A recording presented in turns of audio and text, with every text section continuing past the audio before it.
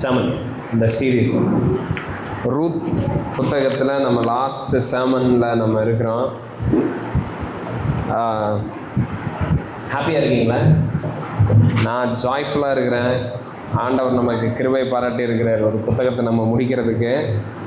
And இது உங்களுக்கு பிரயோஜனமாக இருந்திருக்குன்னு நான் விசுவாசிக்கிறேன். இவ்வளோ நேரம் நம்ம பார்த்த எல்லா வசனங்களும் உங்களுக்கு டெஃபினட்டாக உங்களுக்கு அது ஆறுதலை தந்திருக்கோம், உங்களைய கிறிஸ்துவை பார்க்க வச்சுருக்குன்னு ஐ பிலீவ். அண்ட் இன்றைக்கி நம்ம நான் உங்களுக்கு எதை ரிமைண்ட் பண்ண விரும்புகிறேன்னா, இந்த புத்தகத்தை நம்ம ஸ்டார்ட் பண்ணுறப்போ நம்ம என்ன ஒரு நோட்டில் ஸ்டார்ட் பண்ணோன்னு ஞாபகம் இருக்கா? சாப்டர் 1 நம்ம பார்த்துருந்தோம்ல. அந்த டைமில் எப்படி இருந்துச்சு புக்கு? ஹோப்லெஸ் ஆன ஒரு சூழ்நிலை, நம்பிக்கையற்ற ஒரு சூழ்நிலையில தான் புக்கு வந்து ஸ்டார்ட் ஆச்சு. ஓகே, ரூத்தில் இருக்கிற எல்லா கேரக்டர்ஸ் அப்படி தான் இன்ட்ரடியூஸ் ஆகுறாங்க சாப்டர் 1ல். அண்ட் பஞ்சம் இருக்குது, மரணம் அங்கே இருக்குது, பேரன்னஸ், குழந்தை இல்லாத ஒரு சூழ்நிலை, பாவர்ட்டி, பயங்கரமான வறுமை, அழுகை. ஓகே, ஸோ எதிர்காலமே ஒன்று கிடையாது. அப்படி தான் ஸ்டார்ட் ஆகுது புக்கு. ரொம்ப ஒரு டிப்ரெசிவ் வேலை வந்து ஸ்டார்ட் ஆச்சு. இப்போ நம்ம லாஸ்ட் வீக் நம்ம க்ளோஸ் பண்ணுறப்ப நம்ம எப்படி பார்த்தோம்? புக்கை எப்படி ஒரு இடத்துல இப்போ வந்து நிற்குது. நம்ம ரூத்தை எங்கே பார்க்குறோம்? She is full of joy. நவமி எப்படி இருக்கிறாங்க? மாறான்னு என்னை கூப்பிடுங்கன்னு சொன்ன நவமி இப்போ எப்படி இருக்கிறாங்க? She is full of joy, சந்தோஷம் நிறைந்து இருக்கிறாங்க. எதிர்காலத்தை குறித்து ஒரு ஒளிமயமான எதிர்காலம் அவங்க முன்னாடி இருக்குது. Okay, she is like full of joy, hope filled ஒரு ஃபியூச்சர் அவங்களுக்கு இருக்குது, செலப்ரேஷன். ஓகே, அண்ட் குழந்தையுடைய சத்தம் எல்லாம் வந்து நம்ம லைக் அதையும் நம்ம பார்ப்போம். இன்றைக்கி நம்ம பார்க்க தான் நம்ம இருக்கிறோம். ஸோ பாருங்க, ஒரு வெறுமையான இருள் நிறைந்த ஹோப்லெஸ்ஸான நிலைமையிலிருந்து ஆண்டவர் வந்து ஒரு பயங்கரமான ஒளிமயமான எதிர்காலத்துக்கு நேராக கூட்டிகிட்டு வந்திருக்கிறார் நவமியும் ரூத்தையும். எப்படி நடந்துச்சு இப்படி ஒரு transformation? How did this transformation occur? எப்படி நடந்துச்சு? Because God sent a redeemer. ஆண்டவர் என்ன பண்ணுறாரு? ஒரு மீட்பரை அனுப்பிச்சுடுறாரு ரூத்துடைய வாழ்க்கையில், நவமியுடைய வாழ்க்கையில். ஏன்னா அந்த மீட்பருடைய ப்ரெசன்ஸ், அவருடைய என்ட்ரி இருக்குது பார்த்தீங்களா, தட் சேஞ்ச் எவ்ரிதிங். எல்லாத்தையும் மாற்றிடுச்சு, எல்லா சூழ்நிலையும் மாற்றிடுச்சு. ரூத்துடைய வாழ்க்கையில், நவமியுடைய வாழ்க்கையில் எல்லாத்தையும் மாற்றிடுச்சு அந்த மீட்பருடைய என்ட்ரி. போவாஸை நம்ம பார்த்தோம். பட் போவாஸை மட்டும் குறிக்கிறது கிடையாது, போவாஸ் கிறிஸ்துவ குறிக்கிறதா நம்ம வந்து பார்க்குறோம், ரைட்? அண்ட் இன்னைக்கு we are going to continue the last chapter. எடுத்துக்கலாம் நம்ம 4வது அதிகாரம், ரூத் 4வது அதிகாரத்தில் 13 to 22 வசனம் இன்னைக்கு நம்ம கேட்கறோம். verse 13 through 22 நம்ம வாசிக்க கேட்போம். Ruth chapter 4 13 through 22. போவாஸ் ரூத்தை விவாகம் பண்ணினான், அவள் அவனுக்கு மனைவியானாள். அவன் அவளிடத்தில் பிரவேசித்த போது அவள் கர்ப்பம் தரித்து ஒரு ஆண் பிள்ளையை பெற கர்த்தர் அனுகிரகம் பண்ணினார். அப்பொழுது ஸ்திரீகள் நகோமியை பார்த்து, சுதந்திரவாளி அற்றுப்போகாதபடிக்கு இன்று உனக்கு தயவுசெய்த கர்த்தருக்கு ஸ்தோத்திரம், அவன் பேர் இஸ்ரவேலிலே பிரபலமாக கடவது. அவன் உன் ஆத்துமாவுக்கு ஆறுதல் செய்கிறவனும் உன் முதிர் வயதிலே உன்னை ஆதரிக்கிறவனுமாய் இருக்க கடவன். உன்னை சிநேகித்து 7 குமாரரை பார்க்கிலும் உனக்கு அருமையாய் இருக்கிற உன் மருமகள் அவனை பெற்றாளே என்றார்கள். நகோமி அந்த பிள்ளையை எடுத்து தன் மடியிலே வைத்து அதை வளர்க்கிற தாயானாள். அயல் வீட்டுக்காரிகள் நகோமிக்கு ஒரு ஆண் பிள்ளை பிறந்தது என்று வாழ்த்தி அதற்கு ஓபேத் என்று பெயரிட்டார்கள். அவன் தாவீதின் தகப்பனாகிய ஈசாயின் தகப்பன். பேரேசுடைய சந்ததியின் வரலாறு. பேரேஸ் எஸ்ரோனை பெற்றான், எஸ்ரோன் ராமை பெற்றான், ராம் அமினதாபை பெற்றான், அமினதாப் நகசோனை பெற்றான், நகசோன் சல்மோனை பெற்றான், சல்மோன் போவாஸை பெற்றான், போவாஸ் ஓபேதை பெற்றான், ஓபேத் ஈசாயை பெற்றான், ஈசாய் தாவீதை பெற்றான். ஆமென். ஸோ பாருங்க, verse 13 என்ன பண்ணுறது? போவாஸ் ரூத்தை விவாகம் பண்ணுது. ஸோ லாஸ்ட் சமயம் நம்ம என்ன பார்த்தோம்? மீட் எடுக்கிறார், லீகலாக ரூத்தை நவமியை சொந்தமாக்கிடுறாரு போவாஸ். ஓகே, சொந்தமாக்குனதுக்கப்புறம் இப்போ என்ன பண்ணுறாரு? He marriage Ruth. போவாஸ் ரூத்தை விவாகம் பண்ணினார். விவாகம் பண்ணி அவள் அவனுக்கு மனைவியானால் அவன் அவளிடத்தில் பிரவேசித்த போது அவள் கற்பம் தரித்து ஒரு ஆண் பிள்ளையை பெற கர்த்தர் அனுகிரகம் பண்ணினாருன்னு இருக்கு. இந்த வசனத்தை நம்ம படிக்கிறோமா? என்ன நடக்குது? போவாஸ் ரூத் திருமணம் பண்ணுறாங்க. அதுக்கப்புறம் திருமணத்துக்கு அப்புறம் அவங்க like they have sex and then there is a child born. ஒரு குழந்தை பிறக்கிறத நம்ம பார்க்குறோம். பட் இந்த இடத்துல வசனம் என்ன போட்டுதுன்னா, ஆண்டவர் ஆண் பிள்ளையை பெற்க அனுகிரகம் பண்ணினாராம். என்னது like what is so special about this? கல்யாணம் பண்ணாங்க, குழந்தை பிறந்துச்சுன்னு முடிக்காம ஆண்டவர் அந்த பையனை தந்தார் அப்படின்னு சொல்லி ஸ்பெசிஃபை பண்ணியிருக்கு. இதுக்கு என்ன அர்த்தம்? யாரெல்லாம் இஸ்ரவேலினுடைய ஆண்டவர்கிட்ட வராங்களோ அவங்க எல்லாத்துக்கும் குழந்தை பிறக்கும்னு அர்த்தமா? ஆண்டவர் தான் குழந்தைகளை தராரு, கரெக்ட். பட் அவரை துதிக்கிற ஜனங்க, அவரை துதிச்சா குழந்தை இருக்குது அப்படின்னு அர்த்தமா? நிறைய பேர் இப்படி புரிஞ்சுக்கிறாங்க. நிறைய பேர் ஆண்டவரை எதுக்கு தேடுறாங்க? ஓ லைக் ஜீசஸை ட்ரை பண்ணால் மேபி லைக் நமக்கு குழந்தை பாக்கியம் கிடைக்கும், இல்லைன்னா கல்யாணம் நடக்கும், அது நடக்கும், இது நடக்கும், அந்த மாதிரி நிறைய யோசிக்கிறோம்ல. இந்த வசனம் அதை சொல்லுதா? கிடையாது. இந்த வசனம் அதை சொல்லலை. இந்த வசனம் எதை தெரியுமா சொல்லுது? பாருங்க, இந்த வசனத்தை நம்ம சரியான விதத்தில் அண்டர்ஸ்டாண்ட் பண்ணோம்னா நம்ம புக் ஆஃப் ஜட்ஜஸை நம்ம ஜஸ்ட் பார்க்கணும். ஏன்னா இந்த ஜட்ஜஸோடைய டைமில் தான் இந்த என்டையர் இது நடந்துட்டு இருக்கு. நியாயாதிபதிகள் இஸ்ரவேலை ஆண்டுட்டு இருக்கிறாங்க. அந்த டைமில் தான் ஆண்டவர் போவாஸுக்கு ரூத்துக்கு யாரை தராரு? ஒரு குமாரனை தராரு, ஒரு பிள்ளைய, ஒரு மகனை அவர் தராரு. என்ன கனெக்ஷன் இது ரெண்டுக்கும்? என்ன கனெக்ஷன்னா, இஸ்ரேல் ஒரு வீக்கான ஆஸ் அ நேஷனாக ரொம்ப புவராக பெர்ஃபார்ம் பண்ணிகிட்டு இருக்கு. ஆஸ் இன் ஆண்டவர்கிட்ட இருந்து விலகி ஆண்டவரை மறந்து, நியாயாதிபதிகள் 21 அதிகாரம் 25 வசனம் சொல்லுது, அந்நாட்களிலே இஸ்ரவேலில் யார் இல்லையாமா? ராஜா இல்லை. ஓகே, ஒரு ஸ்டெபிலிட்டி கிடையாது, ஒரு லீடர்ஷிப் கிடையாது. அண்ட் ஜனம் எப்படி இருந்தாங்க? அவன் தன் பார்வைக்கு சரி போனபடி செய்து வந்தானாம். இதுதான் ஸ்டேட். ஸோ இஸ்ரேல் எந்த மாதிரி ஒரு சீசன்ல இருக்குது? ஆண்டவருடைய லா என்ன சொல்லுது, அவருடைய வசனம் என்ன சொல்லுது, எனக்கு அதை பற்றிலாம் கவலை இல்லை, எனக்கு இது சரின்னு படுது, நான் இதை பண்ண போகிறேன் அப்படின்னு சொல்லி இஸ்ரேலில் வாழ்ந்துட்டு இருக்கிற பூரா பயிலும் அப்படி வாழ்ந்துக்கிட்டு இருக்கிறாங்க.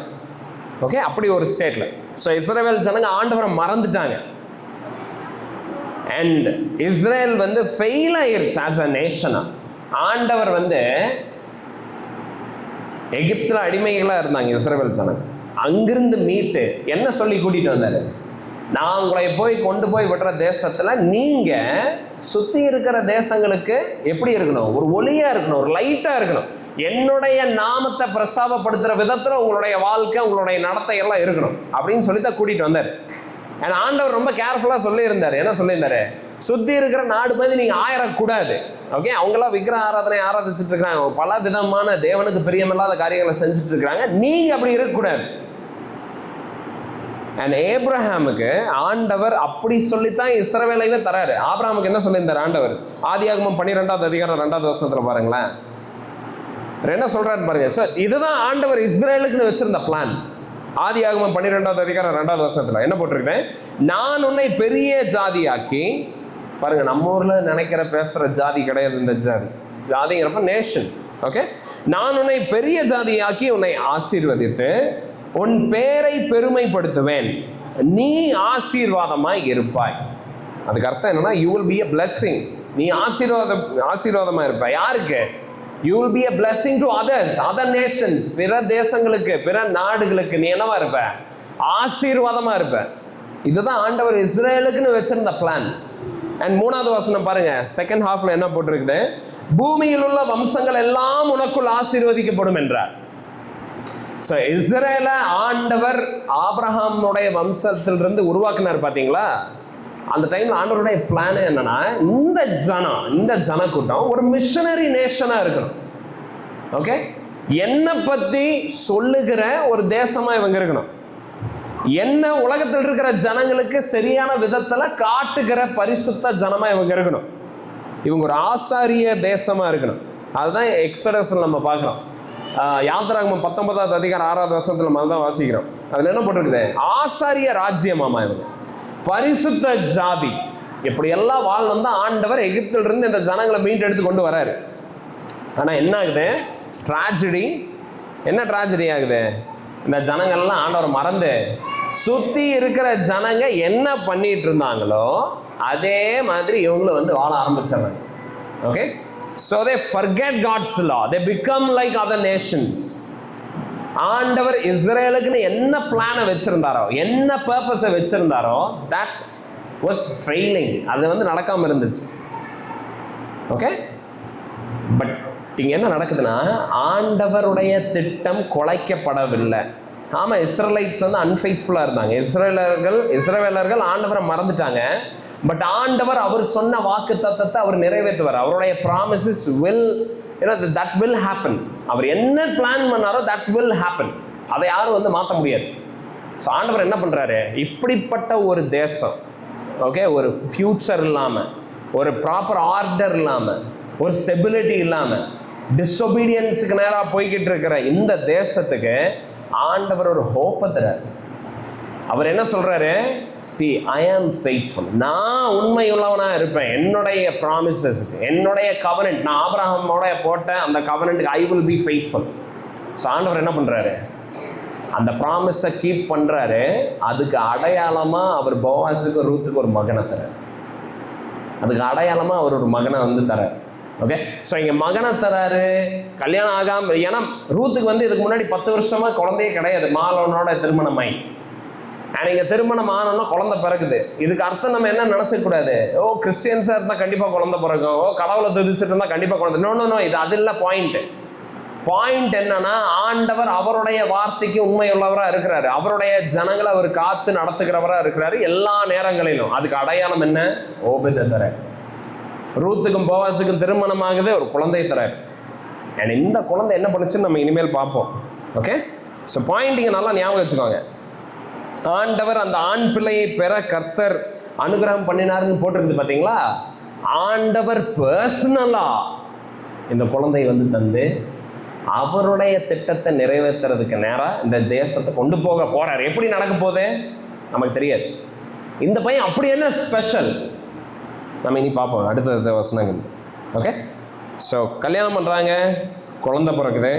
அண்ட் 14வது வசனத்தில் பாருங்க, அப்பொழுது ஸ்ரீகள் நகோமியை பார்த்து, சுதந்திரவாளி அற்று போகாதபடிக்கு இன்று உனக்கு தயை செய்த கர்த்தருக்கு ஸ்தோத்திரம், அவன் பேர் இஸ்ரவேலிலே பிரபலமாக கடவுது அப்படின்னு சொல்லி பிளஸ் பண்றாங்க.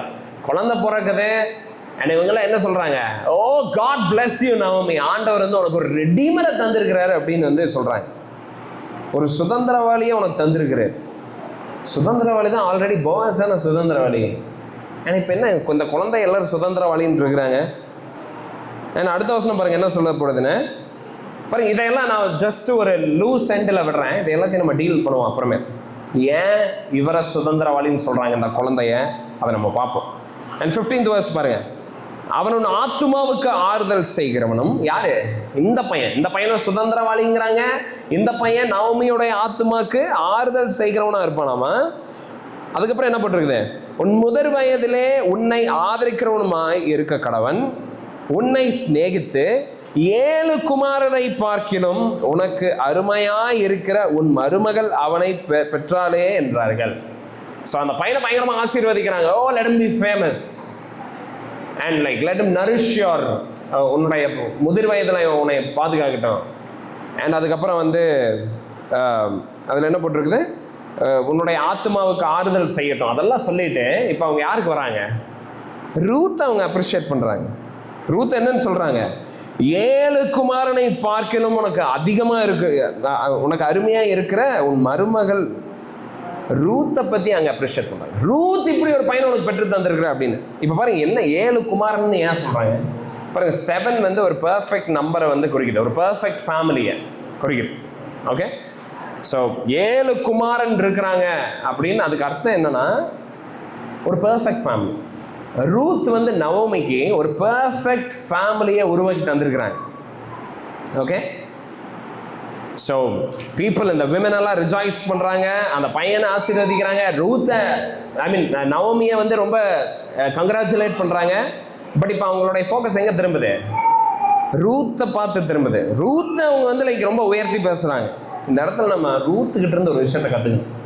என்ன தெரியுங்களா?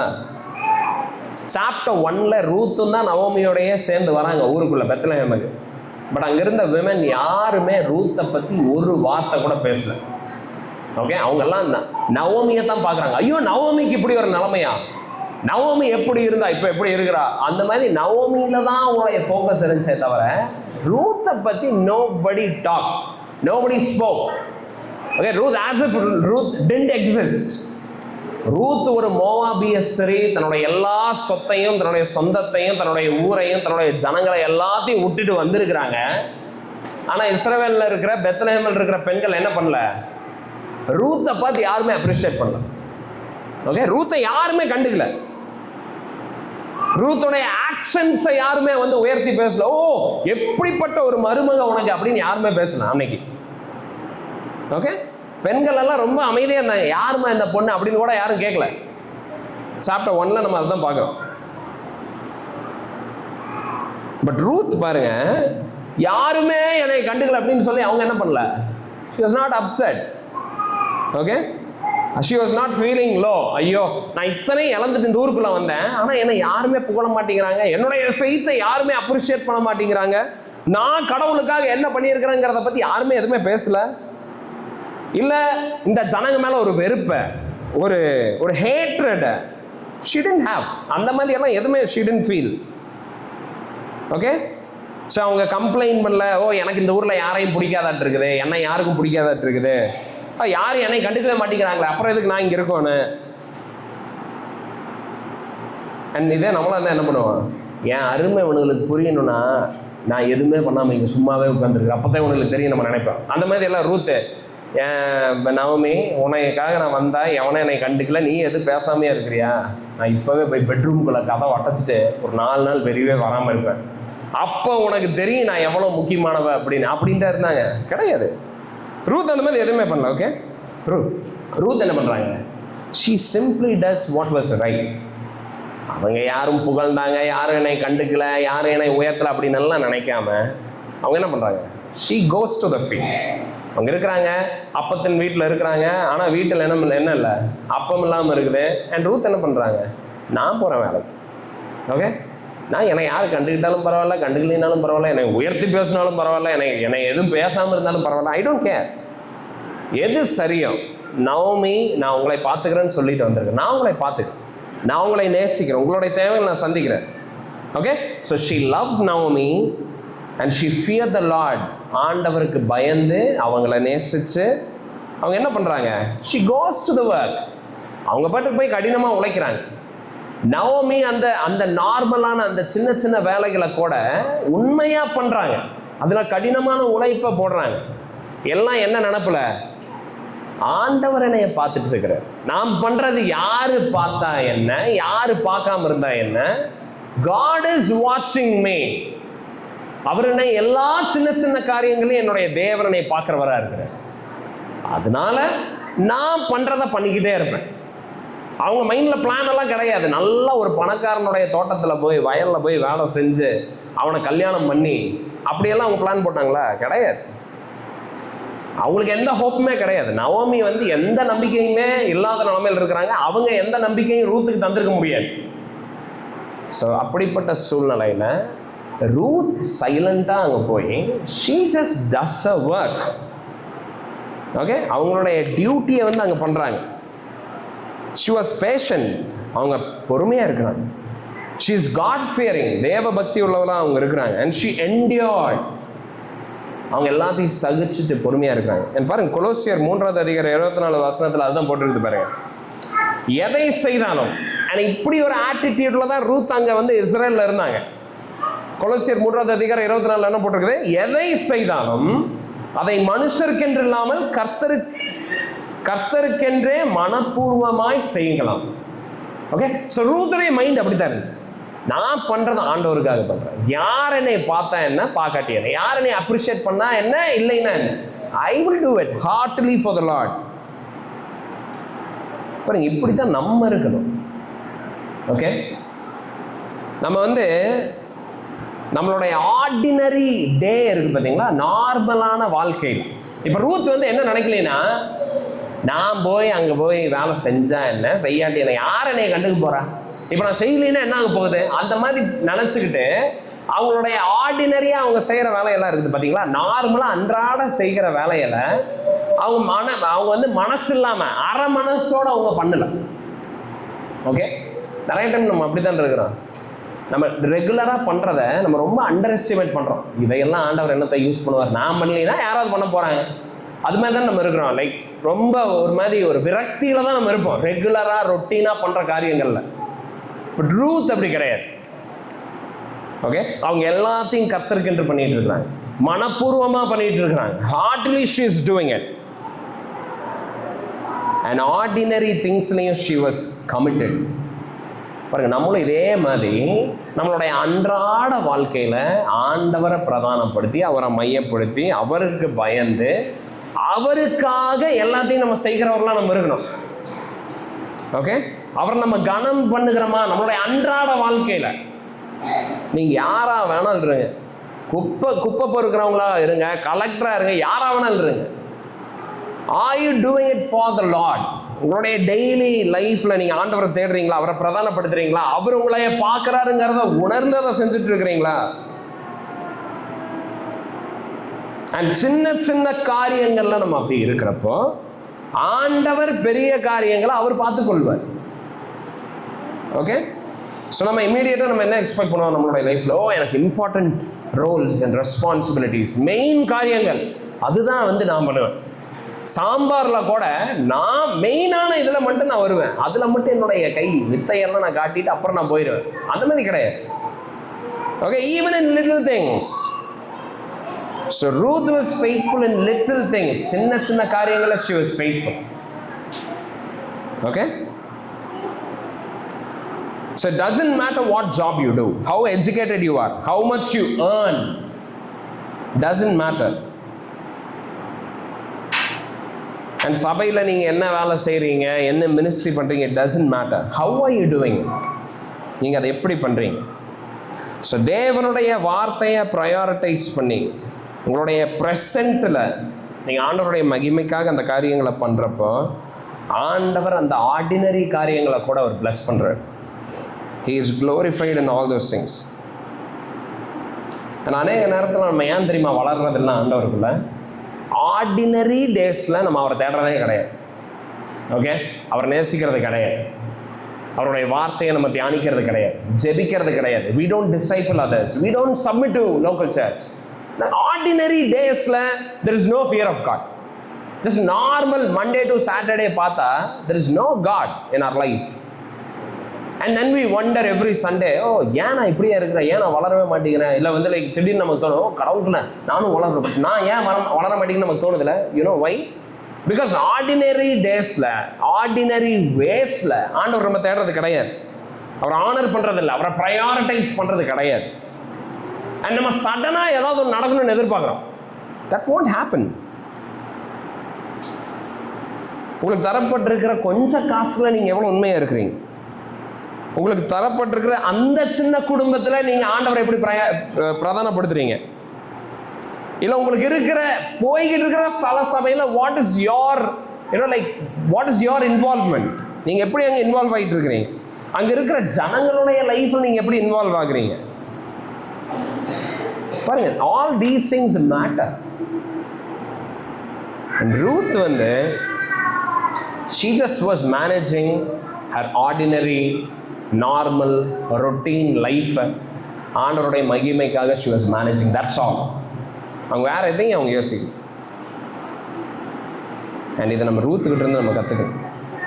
Okay, she was not bored, she was not frustrated, she was not irritated. She knew God will take care. She knew God is watching and she did everything in the fear of the Lord. Okay, verse 16 பாருங்க.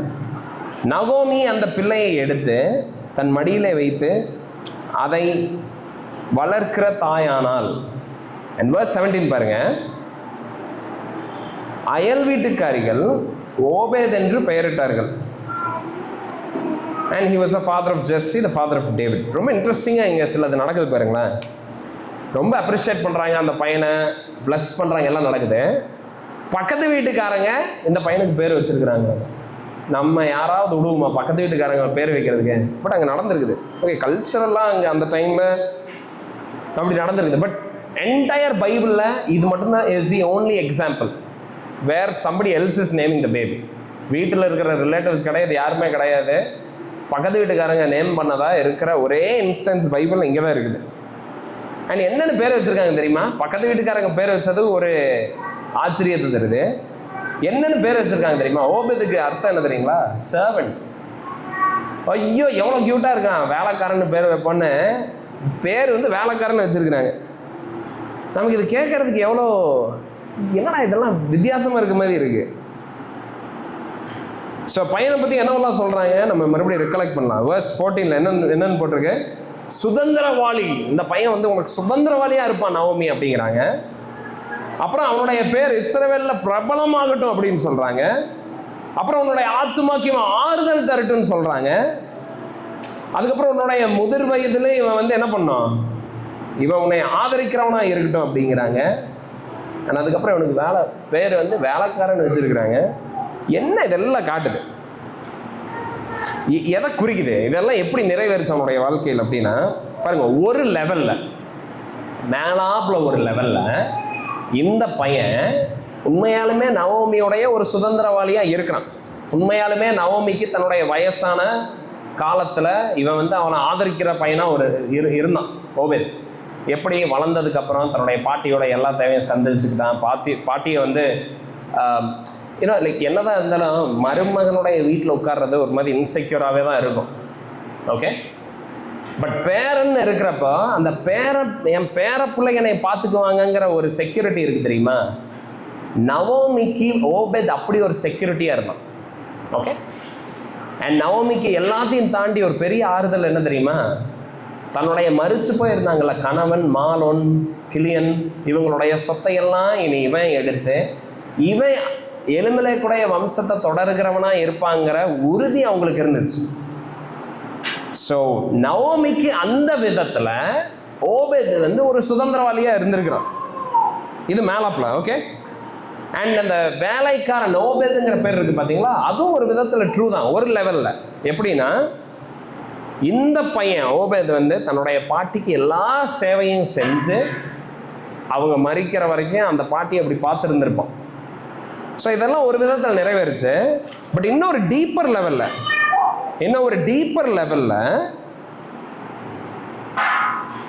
இந்த பையன் entire இஸ்ரேலைவே சேவிக்க போகிறான். இந்த Obed entire இஸ்ரேலுக்கே ஒரு சேவகனாக இருக்க போகிறான். எப்படி? ஏன்னா இவனுடைய வம்சத்தில் இருந்தால் யார் வரப்போறா? டேவிட் வரப்போறாரு. ஏன்னா அதனால தான் ஆத்தர் இம்மீடியட்டாக அந்த 17வது வசனத்திலேயே அவர் பாயிண்ட் பண்ணுறாரு. என்ன பாயிண்ட் பண்ணுறாரு? ஓபேத் பிறந்தான் அப்படின்னு சொல்லிட்டு ஓபேதோட நிற்காம உடனே அவர் என்ன ஆட் பண்ணுறாரு? இந்த ஓபேத் தான் ஜெஸ்ஸியுடைய அப்பா, அண்ட் ஜெஸ்ஸி தான் யாருடைய அப்பா? தாவீதுடைய அப்பான்னு சொல்லி இம்மீடியட்டாக அந்த லைன்லேயே டேவிட் வந்து அவர் ஆட் பண்ணுறாரு. ஸோ புரியுதா?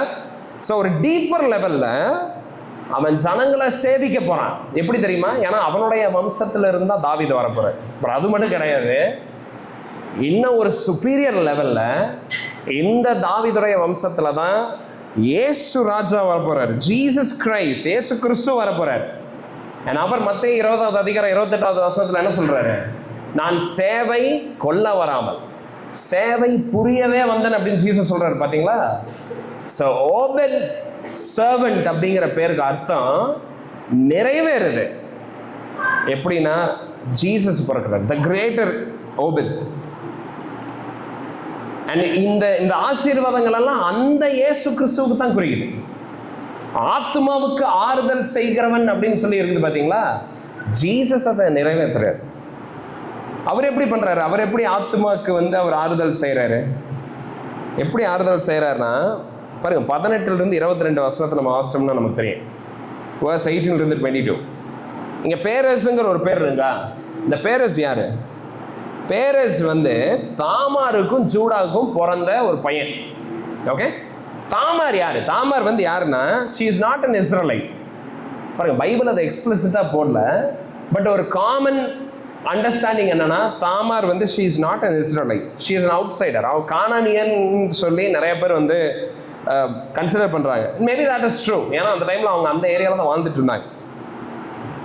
ஸோ இயேசு கிறிஸ்து ஆத்மாவுக்கு ஆறுதல் செய்கிறவராக இருக்கிறாரு, ஜனங்களை சேவிக்கிறவராக இருக்கிறாரு. எப்படின்னா அந்த வம்சாவளியை போட்டிருக்குது பார்த்தீங்களா, 18 to 22. அதில் யார் பேரையெல்லாம் பார்க்குறோன்னு நம்ம பார்க்கலாம். தாமார் பேரை ஃபர்ஸ்ட் போட்டிருக்கு. தாமார் பேர் இல்லை, பேரேஸ் பேர். அண்ட் பேரேஸோடைய அம்மா தாமார் ஒரு யூத பெண் கிடையாது. 21வது வசனத்தில் சால்மனுங்கிற ஒரு ஆள் போவாஸோடைய அப்பாவா அங்கே போட்டிருக்கு, சால்மன். ஸோ சால்மனுக்கு பிறந்தது தான் போவாஸ். அண்ட் சால்மனுக்கு யாருக்கும் பிறந்தது போவாஸ். யாருக்குன்னா ராகாபுங்கிற ஒரு கானானிய ஒரு வேசி ஸ்திரீக்கு பிறந்தது தான் யாரு? போவாஸ். ஸோ ராகாப் வந்து நம்ம பார்க்குறோம் Joshua, book of Joshua chapter 2 verse 11 2வது அதிகாரம் 11வது வசனத்தில் அவங்க ஒரு வேசியா இருந்தாலுமே தேவனை அறிஞ்சு தேவனை விசுவாசிச்சு இஸ்ரவேலினுடைய ஆண்டவரை ஏற்றுக்கொண்டவங்களா இருந்திருக்கிறாங்க. அண்ட் இந்த அம்மா இயேசு கிறிஸ்துடைய வம்சாவளியில் இயேசு கிறிஸ்துடைய ஒரு பாட்டியா அங்கே சித்தரிக்கப்படுறாங்க. நம்ம மத்தேயு 1 நம்ம அதுதான் நம்ம வாசிக்கிறோம், verse 5. ஸோ பாருங்க, இங்கே ஜஸ்ட் குவிக்காக சில காரியங்களை மட்டும் நம்ம பார்த்துடலாம். தாமாருடைய பேரை நம்ம பார்க்குறோம், ராகாபுடைய பேரை நம்ம பார்க்குறோம் இன்டைரக்டா. அண்ட் அதுக்கப்புறம் ரூத்துடைய பேரை நம்ம பார்க்குறோம். ரூத் யாரு? ஒரு மோவாபிய ஸ்திரீ. இயேசு கிறிஸ்து இஸ் a greater ஓபெத். ஒரு ஓபேதுடைய ஆசீர்வாதம் நிறைவேறினது இயேசு கிறிஸ்துவுக்குள்ள. அண்ட் அவர் ஆத்மாவுக்கு ஆறுதல் செய்கிறவராக இருக்கிறாரு. எப்படின்னா இஸ்ரவேல் அல்லாத காணியாட்சிக்கு புறம்பா இருக்கிற தாமார், ராகாப், ரூத் 3 பேரும் அவங்க என்ன அடைகிறாங்க? தேவனுடைய சட்டைகளுக்கு கீழே அவங்க வராங்க. And they find rest. Okay, அவங்க வந்து they are tied to Jesus. இயேசு கிறிஸ்துவுடைய வம்சாவளியில் அவங்க வந்து இணைகிறாங்க. அண்ட் இயேசு கிறிஸ்து எப்படி நமக்கு ஆறுதல் தராரு தெரியுங்களா? இப்போ இயேசு கிறிஸ்து இருக்கிறதுனால the door is flung open. ஆண்டவர் கதவுகளை திறந்துட்டார் விசாலமா. எதுக்கு? so that I and you can also be a part of the story of Jesus Christ. இயேசு கிறிஸ்துவோட இணைக்கப்படுறதன் மூலமா நம்மளும் அவருடைய குடும்பத்தில் இணையறதுக்கு ஆண்டவர் நமக்கு இப்போ ஒரு வழிவாசலை உருவாக்கி இருக்கிறார். ஸோ ரட்சிப்பை he has made it available for everyone. ரட்சிப்பு ஒரு காலத்தில் இஸ்ரவேல் ஜனங்களுக்கு மட்டும்தான் இருக்கிற மாதிரி இருந்துச்சு. பட் அந்த டைம்லேயே இவங்கெல்லாம் சேர்ந்தாங்க. நம்ம அதை விட இன்னொரு பெட்டர் டைமில் இருக்கிறோம். கிறிஸ்துவுக்குள்ள நம்ம என்ன பண்ணலாம்? சுவிசேஷத்தின் மூலமாக இந்த ரட்சிப்பை நம்மளால் சுதந்திரிச்சு கொள்ள முடியும் இப்போ. ஓகே, ஸோ அந்த விதத்தில் உலகத்தில் இருக்கிற எல்லாத்துடைய ஆத்மாவுக்கு ஆறுதல் செய்கிறவரா கிறிஸ்து இருக்கிறார். யாரெல்லாம், no matter who it is, நீங்கள் யாராக வேணாலும் இருந்துட்டு போங்க. பி ஃப்ரம் எனி கண்ட்ரி, எந்த தேசத்திலிருந்து வேணாலும் இருங்க, எந்த மொழி பேசுகிறவராக இருங்க, எந்த ஒரு பின்னணி இருக்கிறவராக இருங்க, யாராக வேணாலும் நீங்கள் இருந்துட்டு போங்க. ஆண்டவர் உங்களுடைய ஆத்மாக்கு ஆறுதல் தருகிறவராக இருக்கிறார் இயேசு கிறிஸ்துவின் மூலமாக. ஓகே, அண்ட் சுவிசேஷம் இப்போ எல்லாத்துக்கும் பிரசங்கிக்கப்படுது. எல்லா ஜனங்களையும் ஆண்டவர் அழைக்கிறார்.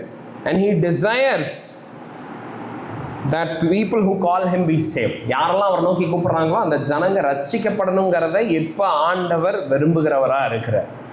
ஸோ அந்த விதத்தில் ஓபேத் இப்படி இருக்கணும் அப்படி இருக்கணும்னு அந்த பெண்கள் ஆசீர்வதிச்சாங்கல்ல, அதெல்லாம் கிறிஸ்துவுக்குள்ள நிறைவேறும்.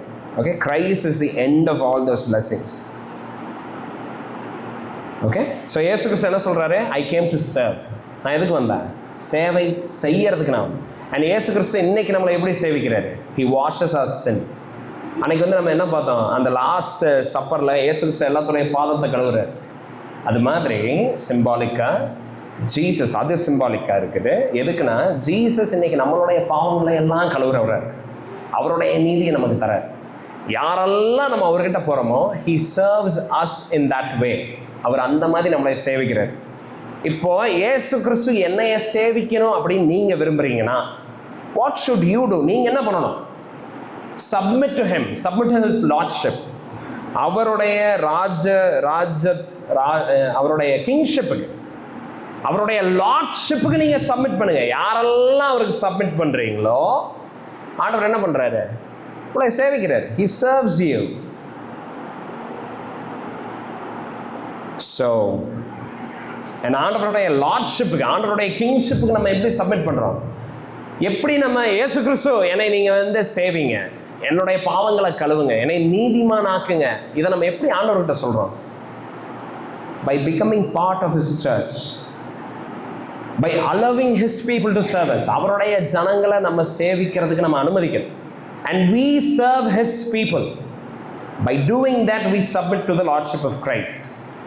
இதை செய்கிறது மூலமாக நம்ம இயேசு கிறிஸ்துவனுடைய ராஜ்யத்தை கிங்ஷிப்புக்கு நம்ம சப்மிட் பண்ணுறோம். Okay, so Tamar, Rahab, Ruth 3 பேருமே அவங்களுடைய லைஃப்பில் அவங்க பெரிய பெரிய காரியங்களை அச்சீவ் பண்ணாங்க. அதனால இன்னைக்கு அவங்களை நம்ம ஞாபகம் வச்சுக்கிறோன்னு கிடையாது. In fact some of them lived a very worse life. ரொம்ப மோசமான வாழ்க்கையை கூட அவங்க வாழ்ந்துருந்துருக்கிறாங்க. பட் எதனால இன்னைக்கு அவங்களுடைய பேர் நமக்கு ஞாபகம் இருக்குது? Because their name is tied to Jesus Christ.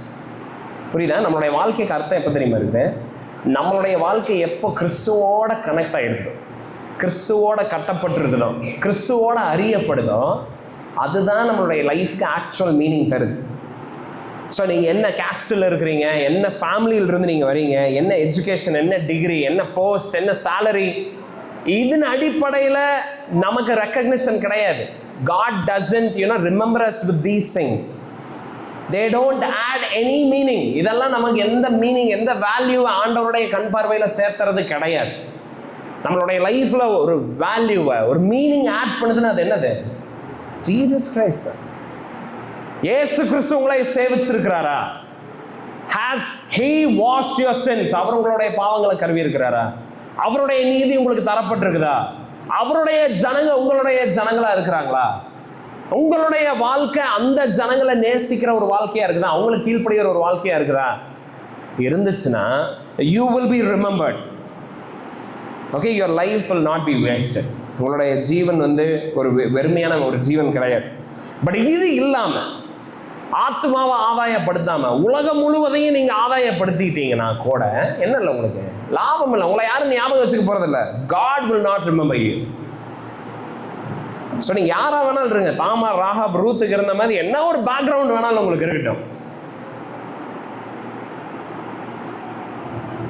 God is willing to serve you through Jesus Christ. இயேசு கிறிஸ்துவின் மூலமாக ஆண்டவர் நம்மளை சேவிக்க விரும்புகிறார். ஓகே, ஸோ மறுபடியும் நம்ம முன்னாடி இருக்க கொஸ்டின் என்னது? Are you tied to the work of Jesus Christ on the cross? இயேசு கிறிஸ்துவுடைய அந்த ஒர்க்குக்கு are you tied to that? ஒருவேளை இயேசு கிறிஸ்துவுடைய அந்த அட்டோன்மெண்ட்டுக்கு, அந்த ஒர்க்குக்கு உங்களுடைய வாழ்க்கை அதை சென்டர் பண்ணி அதை மேக்னிஃபை பண்ணுற விதத்தில் உங்களுடைய வாழ்க்கை இருக்குதுன்னா, நீங்கள் எவ்வளோ ஆர்டினரியான மனுஷனாக வேணாலும் இருந்திருப்பாங்க, எவ்வளோ ஆர்டினரியான ஒர்க்கை கூட நீங்கள் பண்ணிட்டுருங்க, ஆண்டவர் அதில் மகிமை அடைங்க. Okay, he will be honored. And நீங்கள் சந்தோஷமாக இருப்பீங்க. நீங்கள் செருப்பு தேய்க்கிறவராக இருங்க, குப்பை பொறுக்கிறவராக இருங்க, சாதாரண ஸ்கூல் டீச்சராக இருங்க, இல்லை பயங்கரமான கலெக்டராக இருங்க, இல்லை யாராக வேணாலும் இருங்க. Okay, if your life is tied to Jesus, உங்களுடைய லைஃபோட எய்ம் அண்ட் ஆம்பிஷன் கிறிஸ்துவை மகிமைப்படுத்துறது, அவரை விசுவாசிச்சு அவரை கனப்படுத்தி வாழ்றதா இருந்துச்சுன்னா, your work will have meaning and value. Your life will have meaning and value. So ஆண்டவர் எதில் தெரியுமா இன்ட்ரெஸ்டடாக இருக்கிறாரு? நீங்கள் என்ன வேலை செய்கிறீங்கிறதுல கிடையாது. Okay, he is interested in your ordinary life. நீங்கள் எந்த வேலை வேணாலும் செஞ்சுட்டு போங்க. பட் அந்த ஆர்டினரி லைஃப்பில் நீங்கள் அவரை எப்படி பிரதானப்படுத்திட்டு இருக்கிறீங்க, அவரை எப்படி நீங்கள் முக்கியத்துவத்தை நீங்கள் அவருக்கு தரீங்க, அதை தான் ஆண்டவர் he is interested to know that. பாருங்கள், Ruth it's a book of ordinary people. இந்த புக்கில் நீங்கள் செங்கடல் பிரியறது, எரிகோ பட்டணம் அழியறது, அதெல்லாம் நம்ம பார்க்க முடியாது. அந்த மாதிரி எந்த கிராண்டான ஒரு காரியம் எதுவுமே இருக்காது. எல்லாமே ரொம்ப ஆர்டினரி, ரொம்ப சிம்பிளாக இருக்கும். ஒரு அம்மா இருந்தாங்க, எல்லாத்தையும் இழந்துட்டாங்க, ஊருக்கு திரும்பி வராங்க. ஊருக்கு திரும்பி வந்ததுக்கப்புறம் என்ன பண்ணுறாங்க? பசியாக இருக்குது, அதனால் வேலைக்கு போகிறாங்க, வயலில் வேலை செய்கிறாங்க. வயல் இருக்கிறவர் he is coming to marry her. கல்யாணம் ஆகுது, குழந்தை பிறகு. Just ordinary. இதுதான் நம்ம லைஃப்லேயே நடக்குது. நமக்கு படிச்சிருக்கிறோம், அதனால் வேலை செய்யணும், கல்யாணமாக இருக்குது, தேவை இருக்குது, அதனால் நம்ம அந்த வேலைக்கு போகிறோம். ஏன்னா அதுக்கப்புறம் கல்யாணம் ஆகுது, குழந்தை பிறகுது, அப்புறம் வயசாகுது, ரிட்டையர்மெண்ட், அப்புறம் செத்துறோம், முடிஞ்சுது. இதே தானே நம்மளுடைய லைஃப், இதே மாதிரி தான். அண்ட் ரூத் புத்தகம் நம்மளுடைய வாழ்க்கை மாதிரி, ordinary book for ordinary people. Okay, but இந்த புக்கில் நம்ம என்ன பார்க்குறோம் அப்படின்னா, ஆண்டவர் எதையெல்லாம் குறித்து அக்கறை உள்ளவராக இருக்கிறாருங்கிறத நம்ம பார்க்கணும். எதையெல்லாம் குறித்து அக்கறை உள்ளவராக இருக்கிறாரு? நீங்கள் எங்கே வாழ்றீங்கிறத குறித்து அவர் அக்கறை உள்ளவராக இருக்கு. நீங்கள் யாரோட வாழ்ந்துட்டு இருக்கிறீங்க அதில் அவர் அக்கறை உள்ளவராக இருக்கிறார். ஓகே, அண்ட் உங்களுக்கு பாரம் ஏற்படுறப்ப, வருத்தம் உண்டாகிறப்ப நீங்கள் யாருக்கிட்ட அதை பகிர்ந்து கொள்றீங்க, இதை குறித்து அவர் அக்கறை உள்ளவராக இருக்கிறார். நீங்கள் எங்கே வேலை செய்கிறீங்க, யாரை திருமணம் பண்ணுறீங்க, எப்படி திருமணம் பண்ணுறீங்க, எப்படி வேலை செய்கிறீங்க, அண்ட் சக விசுவாசிகளை, சக ஆண்டவருடைய ஜனங்களை நீங்கள் எப்படி ட்ரீட் பண்ணுறீங்க, உங்களுடைய பிள்ளைகளை நீங்கள் எப்படி வளர்த்துறீங்க, இந்த காரியங்கள்ல எல்லாம் அவர் அக்கறை செலுத்துகிறவராக இருக்கிறார். ஸோ ரூத்துடைய லைஃப்பை நம்ம பார்க்குறப்போ நம்ம என்ன பார்க்குறோம்? God is a God of ordinaries. சாதாரண அன்றாட காரியங்களில் ஆண்டவர் அக்கறை செலுத்துகிறவராக இருக்கிறார். அதன் மூலமாக அவர் மீட்பை தருகிறவராக இருக்கிறார். அதன் மூலமாக அவருடைய சித்தத்தை நடப்பிக்கிறவராக இருக்கிறார். ஸோ சாதாரண காரியங்கள், சாதாரண ஜனங்க அவருக்கு பயந்து அவரை முன்னிறுத்தி பண்ணுறப்போ ஆண்டவர் மகிமை அடைகிறாரு, அவர் பிரியப்படுறாரு, அவருடைய சித்தத்தை நடப்பிக்கிறாருன்னா நம்ம எப்படிப்பட்டவர்களாக இருக்கணும்? கேர்ஃபுல்லாக இருக்கணும். We shouldn't take our ordinary life lightly. நான் வீட்டில் சமைச்சிட்டு இருக்கிறேங்க, that's okay, that is important to God. ஆண்டவர் அதை பார்த்துட்டு இருக்கிறார். எனக்கு என்ன டைப்பர் மாத்துறதே கரெக்டாக இருக்குது, ஆண்டவர் அதை பார்த்துட்டு இருக்கிறார். இல்லை நான் ஜஸ்ட் நான் ஒரு சின்ன பிஸ்னஸ் பண்ணிட்டு இருக்கேன், இல்லை நான் ஒரு இடத்துல வேலை செய்கிறேன், இல்லை நான் பாஸ்டராக இருக்கிறேன், இல்லை நான் டீக்கனாக இருக்கேன், யாராக வேணாலும் இருந்துட்டு போங்க. God cares about all that you do. எல்லாத்தையும் he cares. அவர் அது எல்லாத்தையும் பார்க்குறாரு. எதுவுமே நான் சும்மா எனக்கு டைம் பாஸ் ஆச்சுன்னா ஏதாவது ஒன்று பார்த்துட்டு இருக்கேன், டைம் பாஸுங்கிறதுக்கே இடமே கிடையாது. God is always watching you. He is always mindful of you. His eyes are always upon you. உங்க மேல அவர் எப்பவுமே அவருடைய கண்கள் இருக்குது. நீங்க சாதாரணமா பண்றது கூட, okay, normal mundane things, God is interested in that. அவர் அந்த காரியங்களை பார்த்துட்டு இருக்கிறார். ஓகே, அதனால தான் ordinary things are very important. நீங்க ரெகுலர் லைஃபை வந்துட்டு இருக்கீங்களா, that is very important. It is not like daily வானத்திலிருந்து 30,000 அடியிலிருந்து குதிச்சுட்டு பாராசூட் ஓப்பன் பண்ணா அந்த மாதிரி ஒரு வேலை எனக்கு இல்லைங்க அப்படின்னாலும் நீங்கள் நினைக்க தேவையில்லை. ஓகே, ஆர்டினரி லைஃப், ஆர்டினரி லைஃப்பில் நீங்கள் கிறிஸ்துவ எப்படி காட்டிட்டு இருக்கீங்க, that is important because God cares about those things. ஆண்டவர் அதை உன்னிப்பாக கவனிச்சிட்டு, அண்ட் இதில் அவருடைய ஜனங்க உண்மையாக அவருக்கு இருக்கிறப்போ he works wonders. ஸோ பாருங்க, ரூத் அண்ட் போவாஸ் ஆண்டவருக்கு பயந்து அவங்களுடைய ஆர்டினரி லைஃப்பில் ஆண்டவரை பிரதானப்படுத்தி வாழ்கிறாங்க. என்டையர் இஸ்ரேலுக்கே மீட்பற ஆண்டவர் அனுப்பிச்சுடுறாரு இவங்க வாழ்க்கையில் இருந்து. புரியுதா? டேவிட் பிறகுறார், அண்ட் டேவிட்லேருந்து அடுத்தது ஜீசஸ் வேற, உலகத்துக்கே ரட்சிப்பு ஆண்டவர் உருவாக்குறார். யாருக்கிட்ட இருந்து? 2 ordinary peoples. Okay, 2 ordinary, a man and a woman, just doing their ordinary work for the glory of God.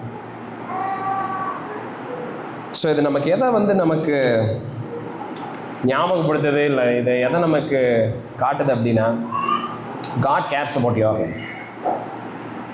உங்களுடைய கான்வர்சேஷன்ஸ் அவர் பார்க்குறேன், உங்களுடைய பழக்க வழக்கங்களை பார்க்குறேன். How are you, like in what way are you involved in the life of the church, in the life of others?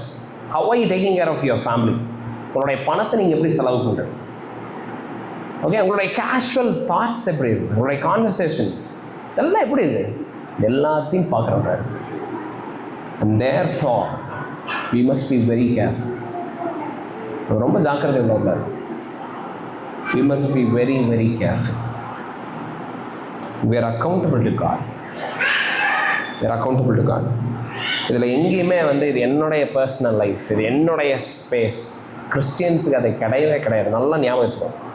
Okay, இயேசு கிறிஸ்துவ பின்தொடர்ந்து வரீங்களா, சுயத்தை வெறுத்து அனுதினமும் சிலுவை சுமந்து அவர் பின்னாடி வர்றது தான் கால். எங்கேயாவது இல்லை இன்னைக்கு என்னுடைய டே அப்படின்னு நினச்சிங்கன்னா அப்போ you have stop following Christ. நீங்கள் கிறிஸ்துவ பின் தொடராத நாளில் ஆஸ் இன் லைக் நீங்கள் கிறிஸ்துவ மறக்க இல்லை, இந்த ஒரு நாள் நான் தள்ளி வைக்கிறேன் அப்படின்னு நீங்கள் சொல்கிறீங்கன்னா you don't care about him. உங்கள் லைஃப்பில் ஏதாவது ஒரு space, oh this is my personal ஸ்பேஸ்ன்னு இருக்குதுன்னா you don't belong to Christ, you don't belong to God. So நம்ம பாருங்க, நீ க்ளோசிங்காக நம்ம லாஸ்ட் ஃபியூ வேர்சஸ் நம்ம பார்த்ததுனால ஐ kept it really short. Okay, and நம்ம ஜெபிக்கலாம். ஆண்டவர் நம்மளுடைய ஹார்ட்டில் இந்த ட்ரூத்தை வந்து இம்ப்ரெஸ் பண்ணுறோம். நம்ம ப்ரே பண்ணுறோம். ஆண்டவரே, இந்த வேலைக்காக நன்றி சொல்லிக்கிறோம்ப்பா. ஆண்டவரே, அநேக நேரத்தில் நாங்கள் எங்களுடைய ஆர்டினரி லைஃப் ஆண்டவரே நாங்கள் ரொம்ப we tend to underestimate it, Lord. ஆண்டவரே, நாங்கள் இதிலிருந்து ஏதோ பெருசாக நடக்குங்கிறதெல்லாம் நாங்கள் நினைக்கிறதே கிடையாது. Sometimes we think who cares, நான் எப்படி வாழ்ந்தேன் யாருக்கு என்ன, nobody cares, nobody sees, nobody knows. அப்படி தான் ஆண்டவரே நாங்கள் அநேக காரியங்கள் நாங்கள் நினைக்கிறோம். நான் யாருக்கிட்ட பேசினேன் என்ன, எப்படி பேசணும், who cares, who is watching. But ஆண்டவரே, இந்த புத்தகத்தில் நாங்கள் பார்க்குறோம், you are watching, you care, you are seeing. ஆகார் சொன்ன மாதிரி என்னை காண்கிற தேவனா நீங்கள் இருக்கிறீங்க ஆண்டவரே, எங்களை நீங்கள் பார்த்துட்டு இருக்கீங்க. and therefore Lord help us to be diligent. நாங்கள் சின்ன சின்ன காரியங்களை கூட புசித்தாலும் குடித்தாலும் தேவனுடைய மகிமைக்காக பண்ணுங்கன்னு வசனத்தில் சொன்ன மாதிரி நாங்கள் சின்ன சின்ன காரியங்களை கூட ஆண்டவரே நாங்கள் ஃப்ரஸ்ட்ரேட் ஆகலாம், கோபப்படாமல் ஆண்டவரே நாங்கள் ஒரு இதிலிருந்து என்ன போகுது அப்படின்னு ஆண்டவரே கேர்லெஸ்ஸாக இல்லாமல் எல்லாத்தையும் உங்களுடைய மகிமைக்காக எல்லா காரியங்களையும் செய்யறதுக்கு நீங்கள் கிருபை பாருங்கள். ராஜா, help us to take life seriously. எங்களுக்கு தந்திருக்கிற வாழ்க்கையை நாங்கள் சீரியஸாக எடுக்கணும் ஆண்டவர். ஏன்னா ஆண்டவரே, இந்த வாழ்க்கையிலிருந்து இந்த வாழ்க்கையை நாங்கள் எப்போ உங்களுக்கு கனப்படுத்தி உங்களை நாங்கள் மையப்படுத்தி நாங்கள் வாழ்கிறோம், அப்போ ஆண்டவரே நீங்கள் எங்களுடைய வாழ்க்கையை நீங்கள் பயன்படுத்துவீங்க. ஸோ இதை நாங்கள் உணர்ந்து வாழ்கிறதுக்கு கிருபை செய்யுங்க. ஒரு வேளை ஆண்டவரே இதனோட இம்பார்ட்டன்ஸை உணராமல் நாங்கள் வாழ்ந்துட்டு எங்களுடைய நாட்களை வேஸ்ட் பண்ணிட்டு இருந்தோன்னா எங்களை நீங்கள் மன்னிங்க.